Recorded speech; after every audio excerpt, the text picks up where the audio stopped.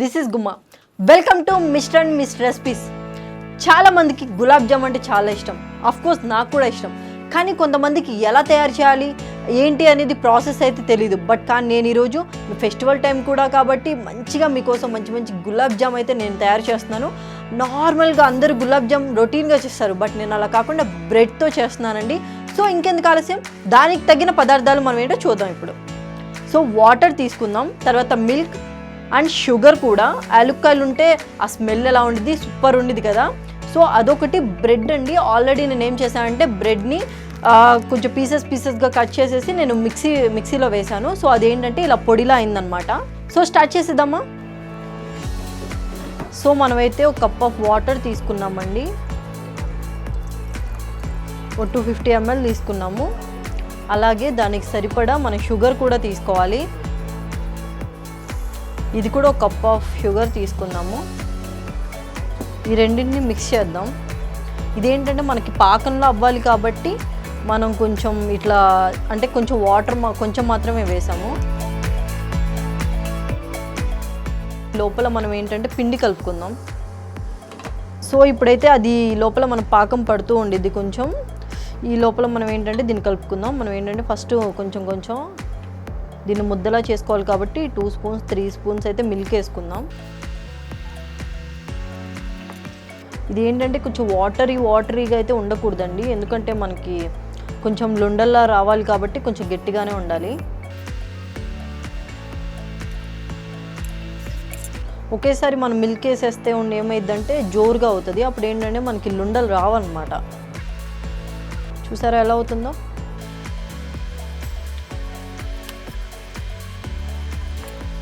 So చూసారు కదండి, ఇలా అయింది.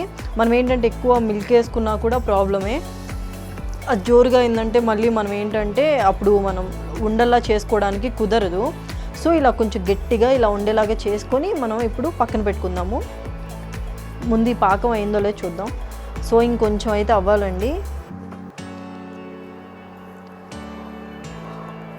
మనకి ఇంకా కొంచెం పాకం పడితే కనుక చాలా బాగుంటుంది. మనం చేసే పాకాన్ని బట్టే మన గులాబ్ జామ్ టేస్ట్ అనేది తెలుస్తుంది. ఇది కూడా ఇలా పాకం పడుతూ ఉండేటప్పుడు ఒక 4 యాలుక్కాయలు వేస్తే ఆ స్మెల్ అనేది దాంట్లో కొంచెం చాలా బాగుండిద్ది. సో ఇది ఫ్యూ మినిట్స్ అలా ఉంచుదాం.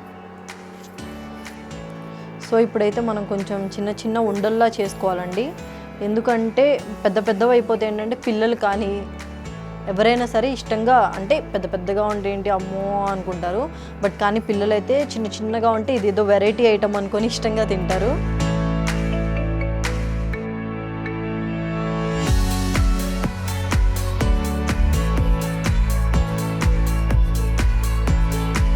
సో ఇప్పుడైతే మనం కొంచెం ఆయిల్ అయితే వేసుకుందామండి.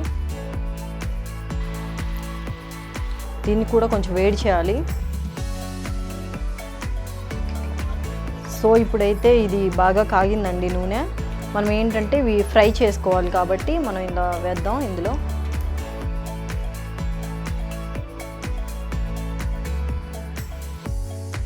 సో ఇవి కొంచెం మనకి రెడ్డిష్లా అవ్వాలండి, కొంచెం మెరూన్ కలర్ వచ్చేలాగా.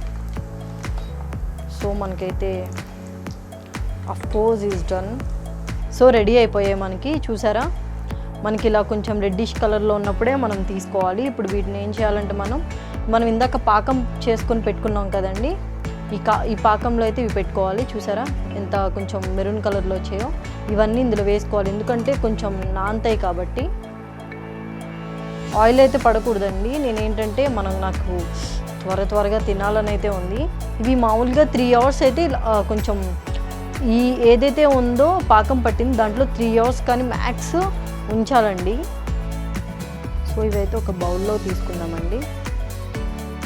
మీరు కూడా నీట్గా పిల్లలకి ఇచ్చేటప్పుడు చిన్న వాటిల్లో కూడా మనం ఇవ్వచ్చు. సో చిన్నపిల్లలకి వేసేటప్పుడు ఒక 2-3 వేస్తే సరిపోతుంది, ఎందుకంటే స్వీట్ ఎక్కువ పిల్లలకి మనం పెట్టలేము కాబట్టి.